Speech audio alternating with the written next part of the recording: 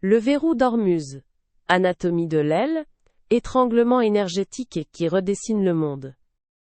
Il aura suffi de quelques semaines pour que cette mince bande d'eau séparant l'Iran du sultanat d'Oman devienne, elle, épicentre d'une recomposition géopolitique majeure.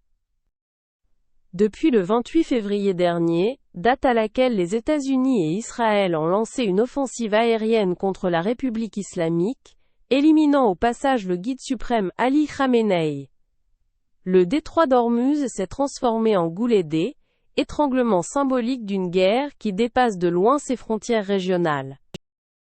La riposte iranienne, loin d'être chaotique, a révélé une stratégie maritime longuement préméditée.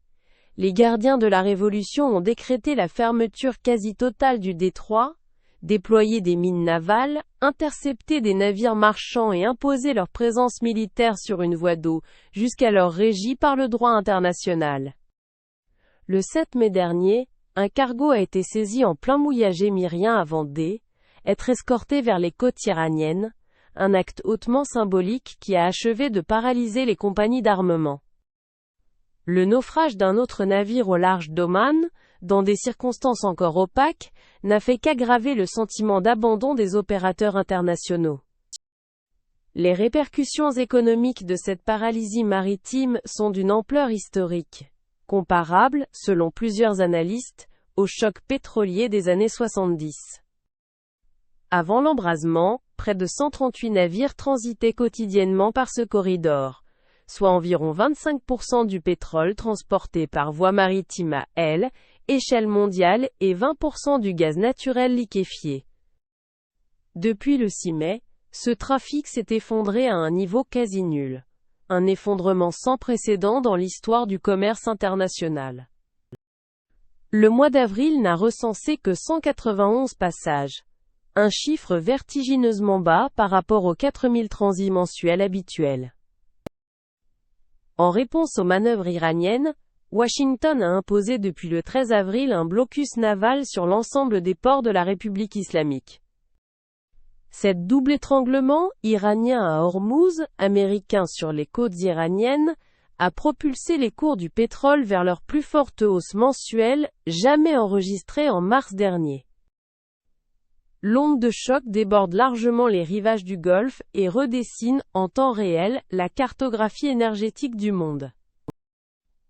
L'Europe, brusquement privée de ses approvisionnements traditionnels en hydrocarbures, s'est tournée massivement vers le gaz naturel liquéfié russe, notamment vers le projet Yamal, situé en Arctique sibérien, au prix d'un revirement stratégique qui aurait paru impensable il y a quelques mois encore. Cette dépendance énergétique inattendue offre paradoxalement à Moscou un levier diplomatique qu'aucune sanction n'avait réussi à émousser auparavant. Les Nations Unies, par la voix de leur secrétaire général, multiplient les appels à une désescalade rapide. Mais Téhéran a verrouillé toute possibilité de négociation derrière 5 exigences maximalistes. Réparation financière pour les dégâts de la guerre, reconnaissance pleine et entière de sa souveraineté sur le détroit, levée immédiate du blocus américain. Pendant ce temps, 37 supertankers chargés de brut iranien stationnent dans le golfe Persique, en attente d'un dégel hypothétique. Tandis qu'une poignée de navires non affiliés, 19 depuis le début mars, sont parvenus à franchir Ormuz dans les deux sens, prouvant la perméabilité subtile d'un blocus pourtant officiellement total. Plus que jamais, ce mince corridor d'eau apparaît comme l'arbitre invisible d'un nouvel ordre mondial. Un détroit qui, en quelques semaines, est passé du statut de simple voie commerciale, à celui de levier géopolitique majeur du XXIe siècle.